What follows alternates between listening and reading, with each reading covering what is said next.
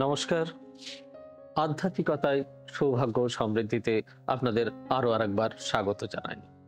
আপনারা দেখছেন আধ্যাত্মিকতায় সৌভাগ্য ও সমৃদ্ধি।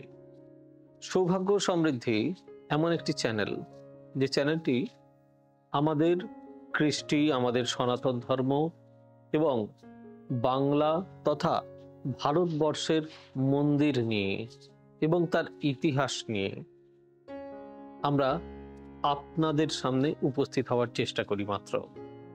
চেষ্টা করি আপনাদের প্রতিটা জিনিস জানানোর জন্য।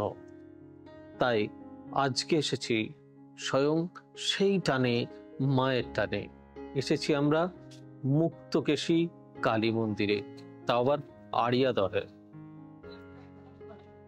ঠিক এর উল্টো দিকেই একটি মন্দির চোখে পড়ে, যেটি হচ্ছে যার নামে দক্ষিণেশ্বর গ্রাম নাকি তৈরি, অর্থাৎ দক্ষিণেশ্বর বাবা। তিনি এই মন্দিরটি তৈরি হয়েছিল বান রাজার আমলে, শোনা যায়। কিন্তু আজকে আমরা যে মন্দিরে এসেছি, এই মুক্তকেশী মায়ের কথা আমি এখানে শুনবো এখানকার প্রধান পুরোহিতের কাছে। তাই দেরি না করে অতি অবশ্যই আপনারা দেখতে পাচ্ছেন মাকে, মায়ের কি অপরূপ রূপ। তাই বলবো মায়ের অপরূপ রূপ আপনাদের প্রত্যেকের কাছে যেন পৌঁছে যায়।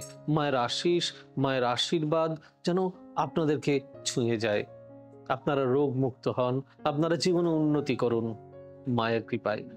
যাই হোক, দেরি না করে পরিচয় করে নিই এবং এই মন্দির সম্বন্ধে কিছু খুঁটিনাটি তথ্য আমরা জেনে নিই।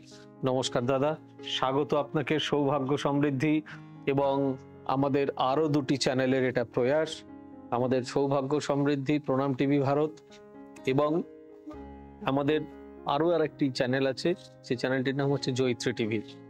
আমরা তিনজনের এই যৌথ যে অনুষ্ঠান, যৌথ প্রোগ্রাম, মিলিত প্রয়াসে আজকে আপনাদের কাছে বা আপনার কাছে এসে পৌঁছেছি মায়ের দ্বারে। মা সম্বন্ধে আমি প্রথমেই একটা কথা আপনাকে জিজ্ঞেস করব, যে কতদিন আগে, দেখুন কতদিন আগে মানে আমার প্রশ্নের উদ্দেশ্য এটা, মা তো আদি অনন্ত, তাই মায়ের প্রতিষ্ঠা কবে এটা বোধহয় জিজ্ঞেস করা খুব একটা সমীচীন কাজ হবে না।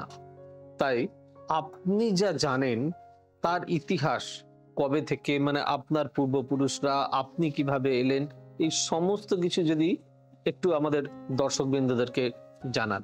সর্বপ্রথম জানাই, এটা আমার ঠাকুরদাদার মুখে শোনা। বাংলা 1247 সালে বাংলা 1247 সালে মন্দির প্রতিষ্ঠা হয় এবং তারপর থেকেই এইভাবেই চলে আসে। প্রথমে ছিলেন আমার প্রপিতামহ শ্রী জগবন্ধু বন্দ্যোপাধ্যায়, তারপরে আমার ঠাকুরদাদা শ্রী পঞ্চানন বন্দ্যোপাধ্যায়, তারপরে আমার বাবা এবং জ্যাঠা, তারপরে পরের প্রজন্ম আমি। এইভাবেই চলে আসছে, মায়ের সেবা আমরাই করে যাচ্ছি। আচ্ছা, দেখুন কিরকম একটা কোইন্সিডেন্স, আপনিও বন্দ্যোপাধ্যায় আর আমিও বন্দ্যোপাধ্যায়। তো যাই হোক, শুনছিলাম কিছুক্ষণ আগে আমাদের যে একটা আলোচনা হচ্ছিল, সেই আলোচনাতে অনেক ধর্ম কথা নিয়ে আলোচনা হচ্ছিল। সেই প্রোগ্রাম নিশ্চয়ই আমরা করব, আপনারা দেখতেও পাবেন।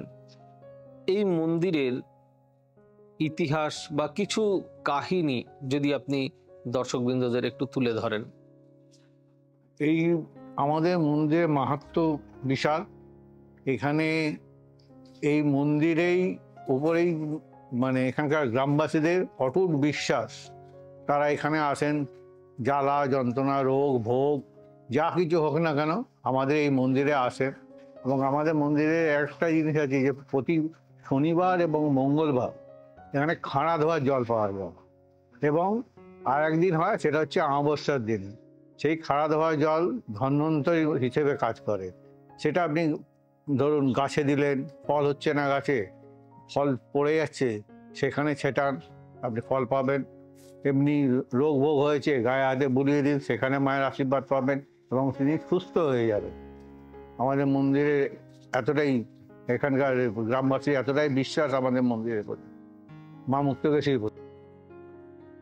ছোট্ট এই মন্দিরটি, কিন্তু মায়ের আলয় সে তো আর ছোট হতে পারে না। আপনারা দেখছেন স্বয়ং মাকে, তাই মায়ের এইসব কৃপা যেসব উনি বললেন, সেগুলো আপনারাও যদি পেতে চান তাহলে অতি অবশ্যই একবার এই আড়িয়াদহে এই মুক্তকেশী মায়ের কাছে অতি অবশ্যই আসুন। মায়ের কৃপাধন্য হন, তাতে জীবনে অন্তত শান্তি পাবেন। জীবনের রোগ জ্বালা দুঃখ বেদনা এই সব থেকে মুক্তি হওয়ার বা মুক্তি পাওয়ার জন্য আমার তো মনে হয় এটাই সর্বশ্রেষ্ঠ প্রয়াস। দাদা, আপনি যদি আমাদের চ্যানেলরা সবাই এসেছে তার সম্বন্ধে যদি কিছু বলেন, কেমন লাগছে আপনার? প্রতিটা দর্শকবৃন্দকে আমি অনুরোধ জানাচ্ছি এই চ্যানেলটিকে সাবস্ক্রাইব করুন এবং দেখুন, এবং আমাদের মন্দিরে মায়ের মহিমা সম্বন্ধেও জানতে পারবেন। আমাদের প্রায় 1 মিলিয়ন দর্শক, আমাদের প্রায় 1 মিলিয়ন দর্শক, তাই অতি অবশ্যই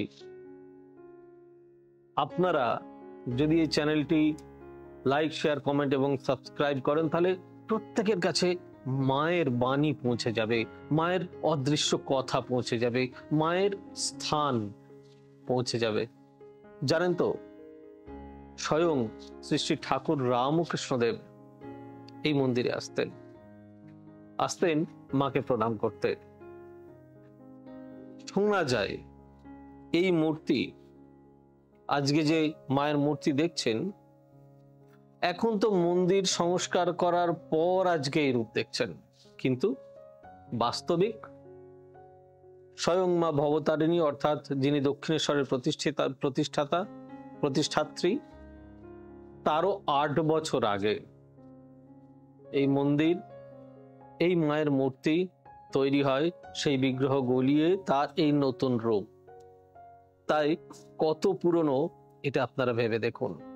শুধু তাই নয়, শুনছিলাম বাংলা, অসম, উড়িষ্যা এগুলো পুরো তন্ত্রপীঠ।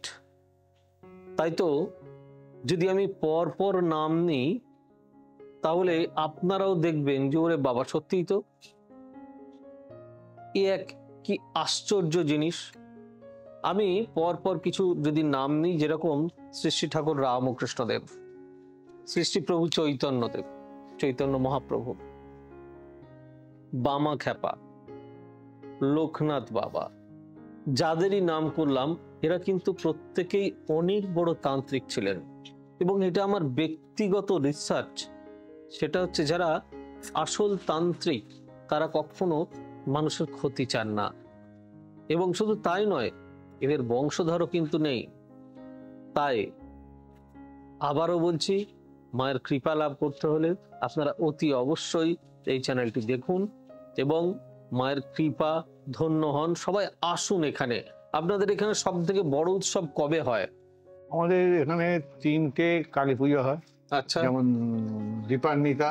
দীপান্বিতা কালী পুজো, জ্যৈষ্ঠ মাসে ফলহারিণী কালী পুজো, আর মাঘ মাসে রটন্তী কালী পুজো। রটন্তী পুজো এর মধ্যে মানে এটা কোন কোন সময়ে হয় যদি একটু বলেন? দীপান্বিতা তো সবাই জানে কার্তিক মাসে হয়, হ্যাঁ।